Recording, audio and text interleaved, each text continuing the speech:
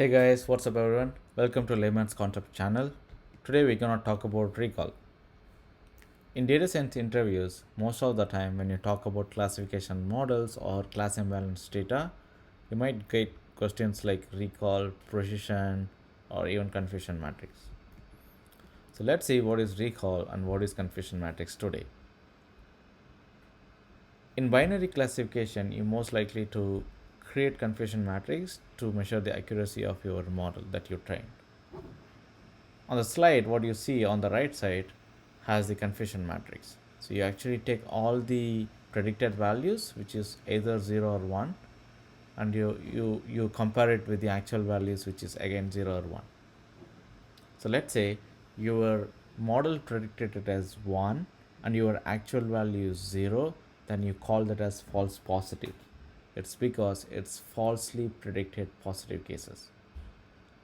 Now let's say your model says 0 and your actual value is being 0, then it's true negative because it's truly predicted it as negative cases. Now let's assume your model and actual values are being 1, then it is true positive because both the values are positive cases. Now let's say your model says 0 but the actual value is 1, then we call it as false negative. It's because it's falsely predicted negative cases. So this is confusion matrix. Now let's see what is recall. Recall gives you the proportion of actual positives was identified correctly. So let's see what does it mean. So you take the true positive, which is actual and predicted values being 1, divided by actual on cases in your data, which is sum of false negative plus true positive, right? So that's what it gives, the actual cases in your actual on cases in your data.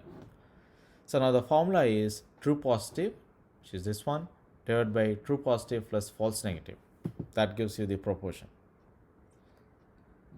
In this example, you get like 15 plus 40, 15 divided by 15 plus 47, which is 62. And I do have another example here, right? So you have the true positives and false positive here, false negative and true negative. So you take the true positive, which is 1, divided by 1 plus your false negative, which is 8. So you get the 11% of your recall. This is recall. Whenever you get the questions about recall in your interviews, you can say its proportion of actual positives was identified correctly, and then you can go up with the examples. Hope this video is helpful for you. Let's stay tuned for future questions, and if you have any other questions, please comment it. Thank you so much for watching. You have a good one.